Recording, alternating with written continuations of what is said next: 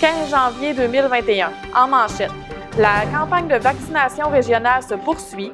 La ville de Forestville tient sa première séance municipale 2021 et les élèves du primaire retournent à l'école.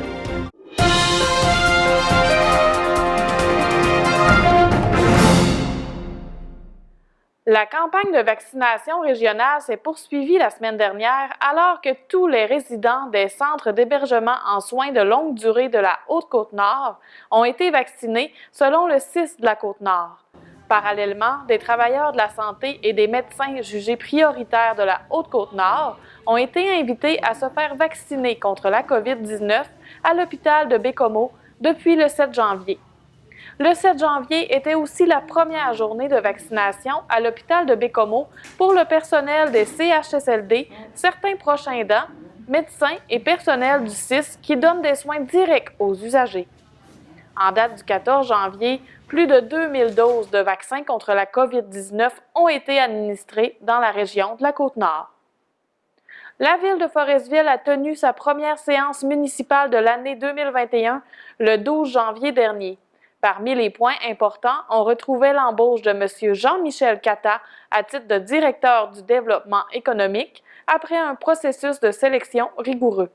M. Cata entrera en fonction le 1er février et il aura comme mandat de réaliser des projets rassembleurs et innovants sur le territoire de la ville de Forestville afin d'améliorer le milieu de vie. Alors, au nom du conseil et de la direction, nous souhaitons la meilleure des bienvenues à M. Cata et nous serons très heureux de travailler tout le monde main dans la main, épaule à la roue avec le milieu pour faire la différence et assurer un développement économique important pour notre communauté. À la suite des récentes annonces du gouvernement, le complexe Guy Ouellet demeure fermé jusqu'au 7 février inclusivement. Seule la bibliothèque municipale est ouverte les lundis de 13h à 18h et les mardis, mercredis et jeudis de 13h à 17h. Quant à la patinoire extérieure, elle est accessible sur réservation pour les personnes d'une même bulle familiale.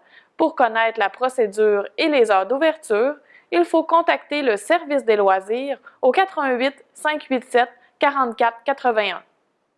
Dans le cadre de la deuxième phase du projet agricole communautaire de la MRC de la Haute-Côte-Nord, le conseil municipal a autorisé le dépôt d'une demande de financement pour la réalisation d'un jardin collectif et de parcelles nourricières. Chaque municipalité est invitée à participer à ce grand projet de la MRC qui a débuté l'année dernière. Ce projet se voudra une façon de permettre aux citoyens de jardiner, en plus d'implanter des arbres fruitiers dans des lieux publics comme les parcs, qui deviendront autant décoratifs que nourriciers. La ville de Forestville déposera et adoptera son budget 2021 lors de la séance extraordinaire du 19 janvier à 19h qui sera diffusée sur sa page Facebook. Le lendemain, soit le 20 janvier à 14h30, le conseil municipal adoptera la tarification et la taxation 2021. La mairesse a toutefois mentionné qu'il n'y aura aucune hausse de taxes et que le tarif risque de même de diminuer. Il sera soit inchangé ou diminué, mais il n'y aura pas de hausse de taxes. Alors, on est en train de finaliser ces deux documents qui vous seront présentés le 19 janvier. La ville de Forestville a mandaté la firme Tetra Tech pour la réalisation d'une étude de 3 variantes pour la réfection de la côte de la Première Avenue. Toutefois, le conseil municipal croit nécessaire d'étudier des variantes supplémentaires, alors l'entreprise Tetra Tech a proposé ses services à nouveau pour une somme de 8 970 $. La nouvelle analyse permettra l'étude de 6 nouvelles options de reconfiguration de la côte. Cette offre de service a été acceptée lors de la séance du 12 janvier. La première étude avait coûté 8 890 $. Élargissement de la côte, ajout de bandes cyclables, sens unique, plusieurs options seront analysées. On a besoin que la firme précise des relevés, des impacts aussi au niveau de l'environnement. Alors, on donne un nouveau mandat, on rehausse leur mandat pour poursuivre les études, pour vraiment prendre une décision éclairée quant aux travaux nécessaires et aux impacts des travaux. La rentrée des classes avait lieu le 11 janvier comme prévu, avant les vacances des fêtes pour les écoles primaires. Quant aux élèves du secondaire, de la formation professionnelle et de la formation générale des adultes, ils recommenceront en présentiel le 18 janvier, soit une semaine plus tard.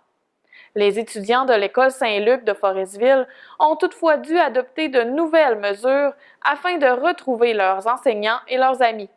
Entre autres, tous les enfants, à l'exception du préscolaire, doivent porter un masque dans les corridors, les aires communes et les transports scolaires. Les 5e et 6e années, quant à eux, doivent garder leur couvre-visage même dans la classe. Les adolescents de niveau secondaire se verront fournir 2 masques de procédure par jour, tout comme leurs enseignants. Le couvre-visage en tissu ne sera plus accepté et ils devront continuer à le porter en classe ainsi que dans les aires communes et les transports scolaires. Afin d'assister à leurs cours, les élèves ne doivent présenter aucun symptôme relié à la COVID-19, alors qu'auparavant, ils devaient seulement attendre 24 heures avant de se présenter à l'école. Une autre mesure ajoutée par le gouvernement du Québec afin d'éviter les éclosions dans les établissements scolaires, comme c'est le cas le 13 janvier à l'école Marie-Immaculée des Escoumins. La Fédération des chambres de commerce du Québec et la Chambre de commerce Haute-Côte-Nord sont vivement préoccupées par l'état des entreprises québécoises et s'inquiètent pour la survie de plusieurs, mais même si elles se disent solidaires des mesures annoncées par le gouvernement du Québec. D'une seule voix, les 2 organisations accueillent favorablement l'ouverture du gouvernement pour maintenir certaines activités économiques, mais rappellent qu'une aide financière directe plus importante que ce qui a été annoncé par le passé devait être prévue. Pour le directeur de la Chambre de commerce Haute-Côte-Nord, Carole Girard, le maintien de ces activités était essentiel. Leur fermeture, même temporaire, aurait pu avoir un impact très négatif sur leur compétitivité et sur la chaîne d'approvisionnement de biens essentiels qui sont distribués dans les épiceries et pharmacies, selon lui. De plus, M. Girard estime que les chantiers de construction ne représentent pas un foyer d'éclosion déterminant et les retards occasionnés par leur fermeture auraient eu des conséquences majeures sur la réalisation de projets publics et privés importants. Après avoir été de ceux qui ont réclamé haut et fort l'exclusion de la Côte-Nord du reconfinement au Québec, le député de René Lévesque, Martin Ouellette, s'est ravisé et considère maintenant que la Côte-Nord doit épauler l'ensemble de la province dans cette lutte sans merci pour diminuer la propagation de la COVID-19. Dans un long message diffusé sur sa page Facebook samedi dernier, M. Ouellette a réclamé la collaboration de tout un chacun au respect des consignes, même si les peu nombreux cas actifs de personnes infectées chez nous démontrent que la pandémie semble nous sous contrôle en région. La Côte-Nord est différente et elle le demeurera toujours, selon M. Ouellette. Mais voilà que tout le Québec a besoin de notre aide. Il a besoin de nous, chers Nord-Côtiers, pour contribuer à l'effort collectif. La santé publique indique par ses recommandations que nous devons nous aussi faire notre part, a écrit le député. Amorcé le 9 janvier, le confinement doit s'étendre jusqu'au 8 février. Dans l'éventualité d'une amélioration tangible de la situation en province et d'un déconfinement par secteur et par région, comme ce fut le cas au printemps dernier, Martin Ouellette croit que la Côte-Nord pourrait être parmi les premières à retrouver ses privilèges si le bilan actuel est maintenu. Au plan culturel, le comité de spectacle de Forestville n'a pas eu le choix de se résigner à annuler 3 des 4 représentations prévues dans sa programmation 2021. Les spectacles Corbeil et Maranda, les 3 petits vieux qui ne voulaient pas mourir, ainsi que les Sœurs Boulay, n'auront donc pas lieu comme attendu. Tous les détenteurs de billets ont tous été remboursés, a d'ailleurs précisé l'organisme à but non lucratif sur sa page Facebook. Quant à Guylaine Tanguay, rien n'indique pour le moment qu'elle ne montera pas sur la scène du tout nouveau pavillon des Arts de Forestville le 22 novembre prochain.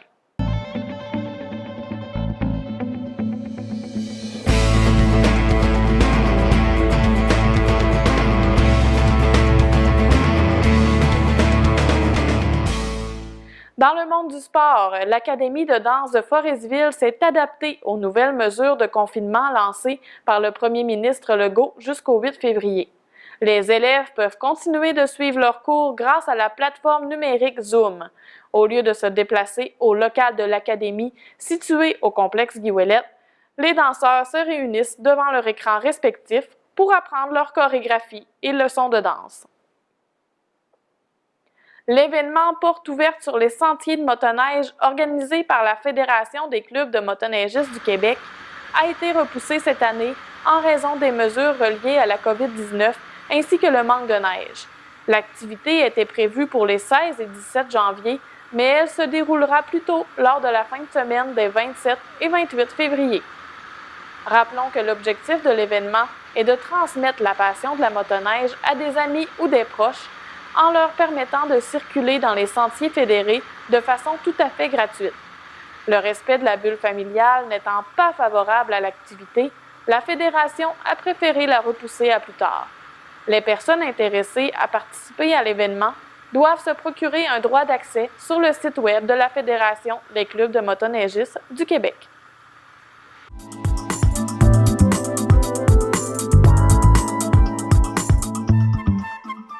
À la météo, cette journée du vendredi 15 janvier s'est déroulée sous un ciel dégagé avec un maximum de 1 degré Celsius. Pour demain, samedi, Environnement Canada prévoit de la neige intermittente avec un maximum de moins 1 degré. La neige se poursuivra pendant la nuit ainsi que durant la journée de dimanche, alors que la température augmentera à plus 1 degré. En terminant, je souhaite une excellente année 2021 à tous les auditeurs de la télévision du Littoral. Bonne fin de journée et à la semaine prochaine pour un nouveau bulletin d'information TVL Info.